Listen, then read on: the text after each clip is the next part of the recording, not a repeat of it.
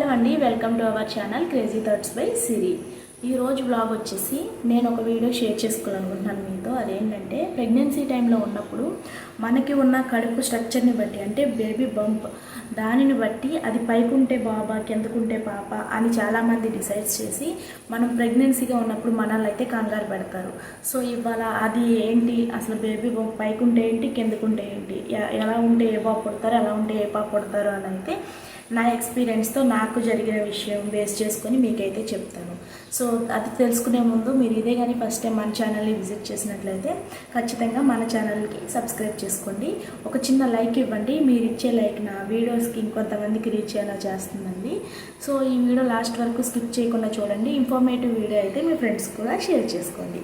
So ఇప్పుడు వీడియోకి వచ్చేసేటప్పటికి మనం ప్రెగ్నెన్సీ టైంలో ఉన్నప్పుడు మన పక్కన వాళ్ళు కానీ చుట్టుపక్కల ఉన్న వాళ్ళు కానీ పొట్ట పైకి ఉంది బాబు పుడతాడు, లేదా కిందకు ఉంది పాప పుడుతుంది అని చెప్పేసి మనల్ని అయితే కంగారు పెడతా ఉంటారు.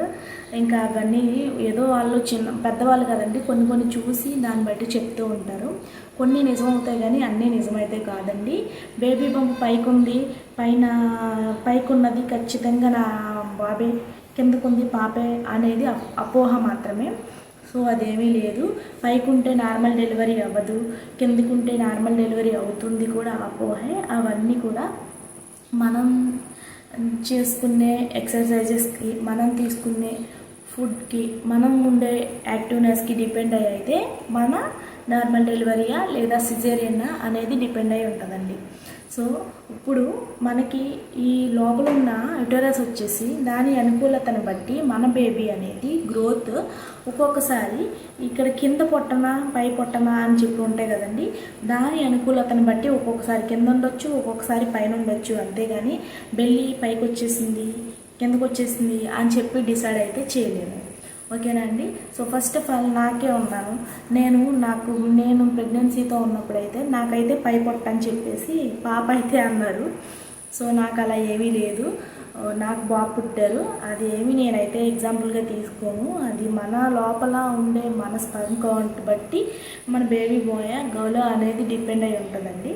సో ఇలాంటి కొన్నిసార్లు నిజాలు అవుతాయేమో కానీ ఎప్పుడు కూడా నిజాలు అయితే అవ్వవు, తెలుసుకోండి. బేబీ బంప్ పైకి ఉండేది కిందకు ఉండేది బేబీ యొక్క కన్వీనియంట్ కోసం అది ఎటు సైడ్ ఉంటే అలా దాని మీద డిపెండ్ అయి ఉంటుంది. అంతేకాని జెండర్ని అయితే మనం డిసైడ్ చేయలేమండి ఈ వీడియో వచ్చేసి. ఓకేనండి. బేబీ గ్రోత్ బట్టి అది కన్వీనియంట్గా, దానికి ఎట్లా కన్వీనియంట్గా ఉంటే కిందకుంటారు, లేదు పైన కన్వీనియంట్గా ఉందంటే పైకి ఉంటారు. అంతేగాని అవన్నీ అపోహ మాత్రమే. ఇప్పుడు మీకు అర్థమైందండి. సో ఇది ఒకటి.